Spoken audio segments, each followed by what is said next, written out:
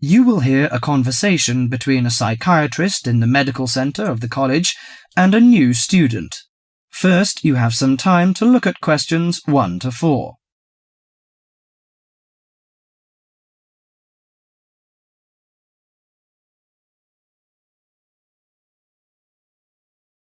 Now listen carefully to the conversation and answer questions 1 to 4.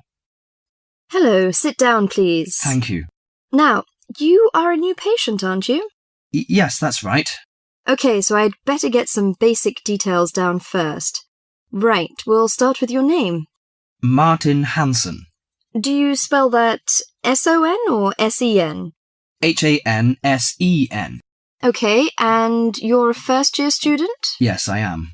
Study in? Electronics, actually. I hope you enjoy it. Thanks. And your address?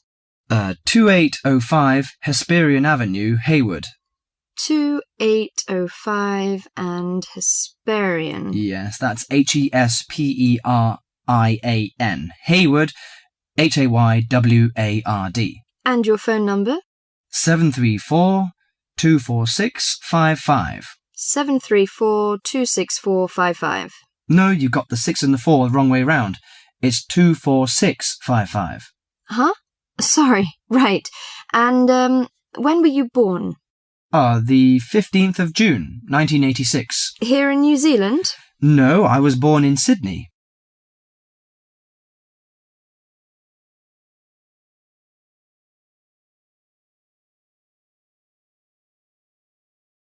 Before you hear the rest of the conversation, you have some time to look at questions 5 to 10.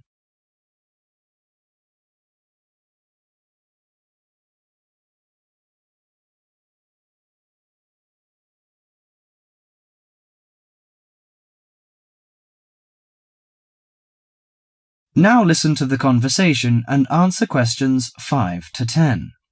Good. So, what's your problem? Well, frankly, I wonder whether it is a problem. I get the blues, and it lasts for quite a while. I don't know how to... Yes, we all feel sad or get the blues now and again. Generally, our sadness lessens in time, and with the support of friends. However, if the depression leads to difficulty in thinking and greatly disrupts your daily routine, it can be evidence of a psychiatric problem. What do you feel exactly? I always feel sad and worthless. I find it hard to fall asleep and wake up early in the morning. How long has it lasted? Nearly half a month. Do you feel fatigue or loss of energy? Or you may have lost interest or pleasure in usual activities? Yes, sometimes. At first I thought I could overcome it by myself, but I failed, and I'm so glad that you came here. It seems that you are suffering mild depression from your symptoms. Depression? Yes, I feel depressed sometimes. But why would I... Depression may occur as a result of biochemical changes in the body. Alcohol, amphetamines, cocaine, and LSD can bring on depression. Those who have a family history of depression usually have a greater risk of depression. Sometimes the worrying changes in life can lead to depression. I see. I had a really bad breakup of a love relationship. It makes me feel hopeless. Do you think I need some treatment? Yes. Antidepressant medications are often used to treat depression, if it is serious. But I don't suggest them at first because of the side effects. I suggest psychotherapy, which can give you support and help you regain control. So do I need to come here every day? No, I will arrange counselling sessions for you, which will last 12 to 20 weeks. You come here once or twice each week. The psychotherapy is directed at helping you gain insight and understanding about events in your life, which may have contributed to your depression. With growing insight, you can often learn more effective ways of coping with your feelings and changing your behaviour. What can I do to take care of myself? Well, at first you should do some physical exercises on a regular basis, at least 3 times a week. How is your food? Do you eat well? Yes, I think so. I eat at my homestay family. Good. Find a hobby or a positive recreational activity to participate in once or twice a week. I know it's difficult for you, though. When you feel it's hard to overcome the depression, come to the counselling session. Remember, ask for help if the load is too heavy to handle. Yes, I'll try. So, when will my counselling session begin? I'm going to arrange that for you. That is the end of section 1.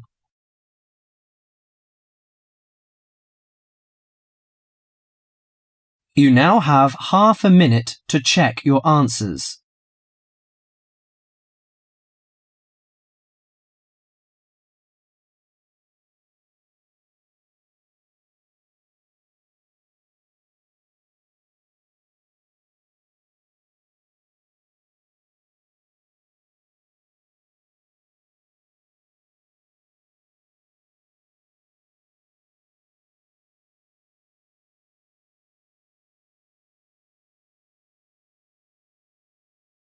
Section 2. In this section, you'll hear an introduction about ancient architectures. First, you have some time to look at questions 11 to 20.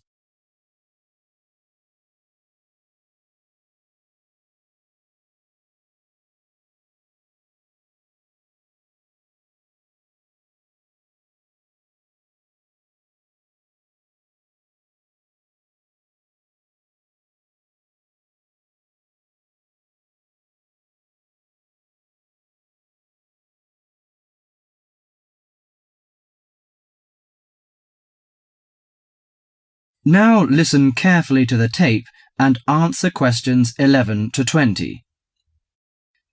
The architecture of the ancients often reflects the ideas and beliefs of that time. Some of the ancient structures can give us a glimpse into the minds of the people who built them.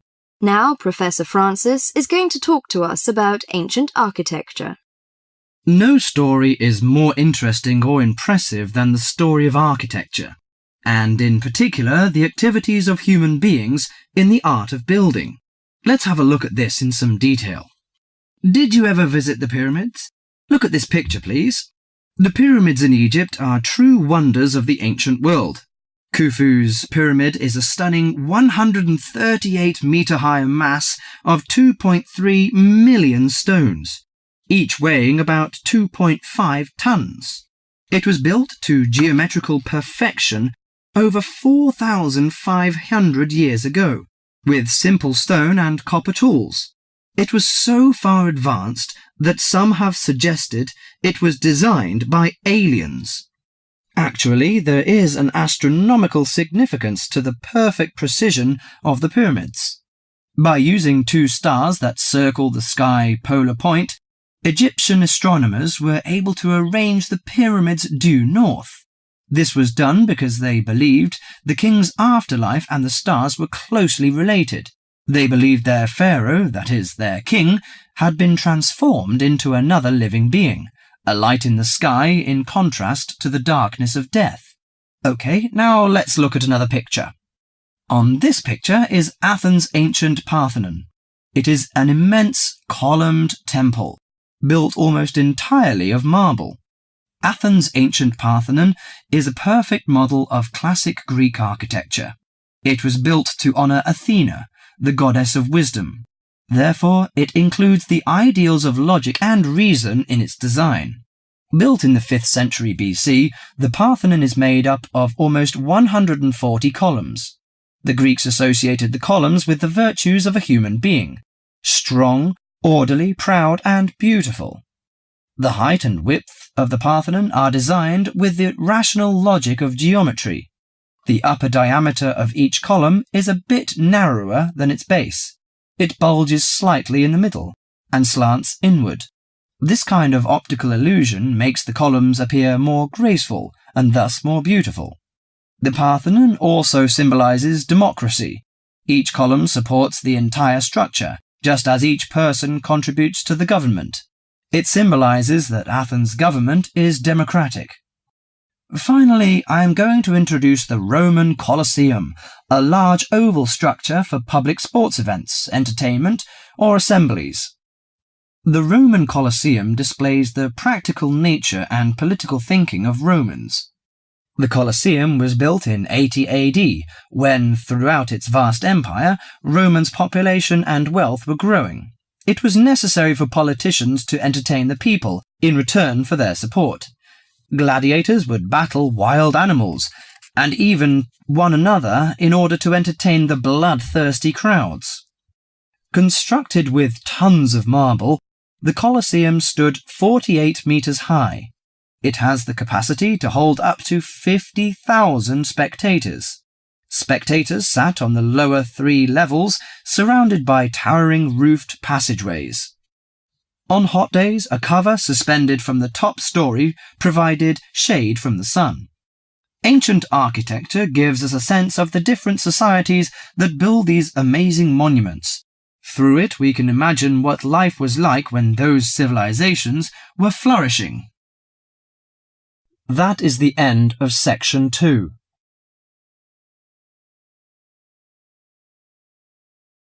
You now have half a minute to check your answers.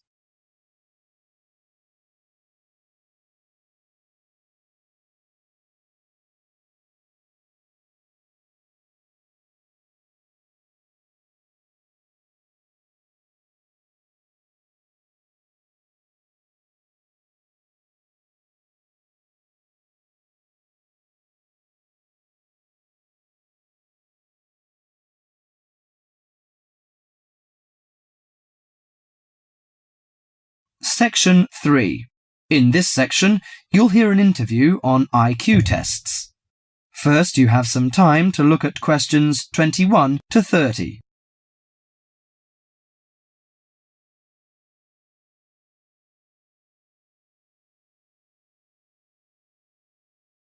Now listen carefully to the interview and answer questions 21 to 30. Mrs. Kellerman, a specialist in child psychology, is interviewed by Bridget. Mrs. Kellerman, why is it that some children perform much better than others at school? Obviously, it can't be denied that certain children are brighter than others, but it's not as simple as that. A lot of emphasis is placed on intelligence measured by tests, so-called IQ tests, which only measure certain types of intelligence, such as basically linguistic and numerical skills, or reading and mathematics to put it plainly, which is unfortunate because some children are bound to suffer. A good example was a friend of mine's son who was kept out of the top class at school because of his average IQ. That's around 100. His father, though he had no idea his son was going to be an architect, always said he was a clever child. Apparently, he was able to picture things in his mind and draw accurately at a very early age. The point is that his university life might not have been so difficult if his ability had been recognized sooner. What you're saying, then, is that some children have abilities that are not easy to measure, that aren't appreciated by many schools. Precisely. And if these schools are not spotted sufficiently early, they cannot be developed. That's why, in my view, there are so many unhappy adults in the world. They are not doing the things they are best at. What are those other kinds of intelligence? How can we recognize them in our children? Well, take musical talent. Many children never get the chance to learn to play an instrument, but while they might not become great artists or composers, they may get a lot of pleasure and satisfaction. Musically gifted children are fascinated by all kinds of sounds, car horns, animal noises, and so on, and they can easily recognize tunes and sing them in key. How can a parent encourage them? Sing to them and teach them new songs. Buy a piano or even a cheap instrument such as a recorder. If you can afford it, send them to music lessons as soon as possible. Play recordings of different instruments to them. What about a child who is good at sport? Could that be described as a form of intelligence? Most certainly. We psychologists call it motor or bodily intelligence. These children move gracefully and handle objects skillfully. A child who finds it easy to take things apart and use various tools may well become an engineer with the right encouragement. We should give them models to make and take them to science museums. However, unless these children are also good with words and numbers, they will probably not do well in school examinations. Is there anything a parent can do to help in this case? Yes, it may be worth spending money on private lessons, but, hardly anyone is good at everything. In my opinion, a child should be judged on his individual talents. After all, being happy in life is putting your skills to good use, no matter what they are. That is the end of section 3.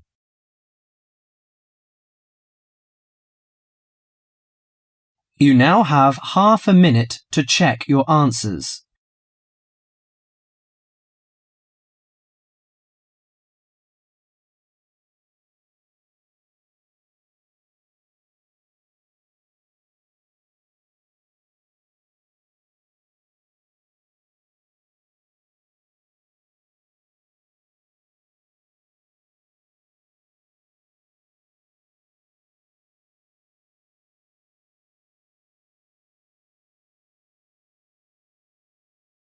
Section 4.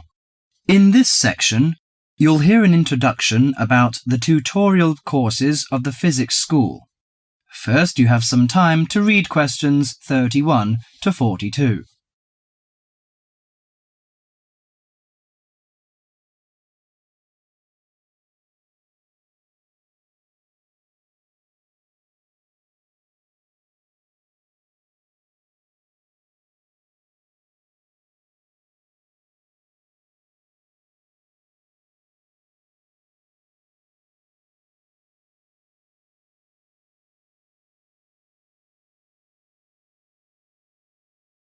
Now listen carefully to the tape and answer questions 31 to 42.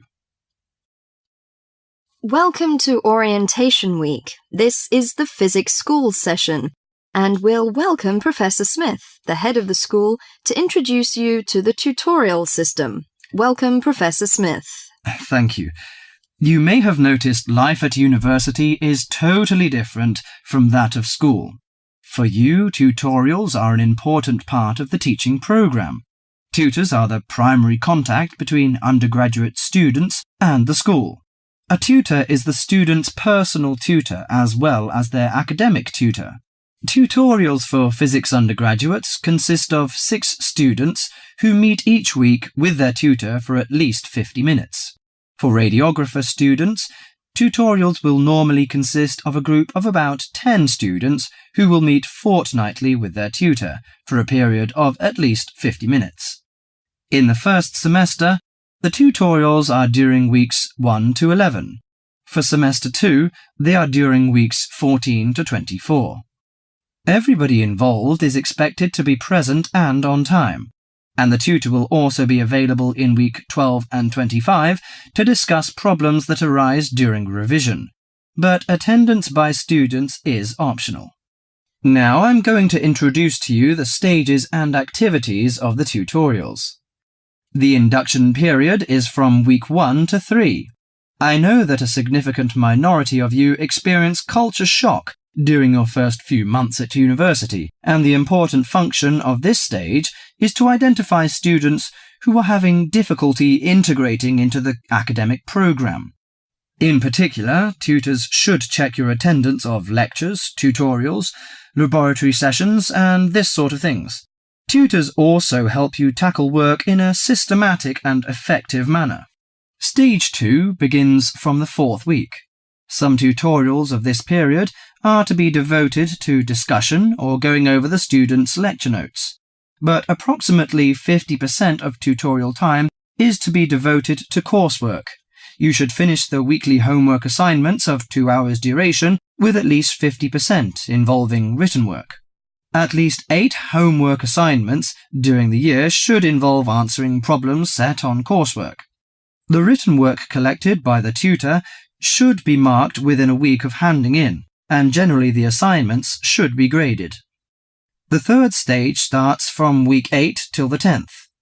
During this period, math and 4 core physics programs are included.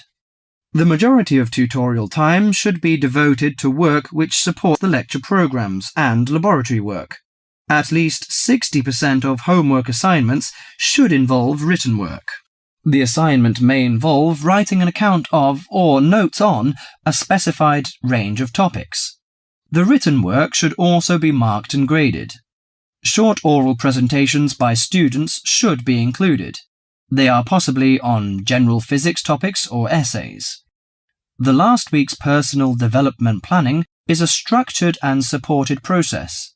The primary objective for PDP is to help you to become more independent and confident, self-directed learners and encourage a positive attitude to learning throughout life.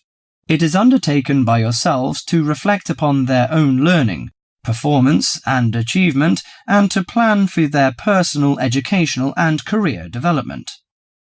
Finally, if without evidence of good reason you miss more than 2 sessions during a semester, or if the tutor is not satisfied with your progress, the matter must be immediately referred to the program director, who will normally issue formal warning, verbal and written. This will inform you that your place at university is under threat of withdrawal if no improvement is made. That is the end of section 4.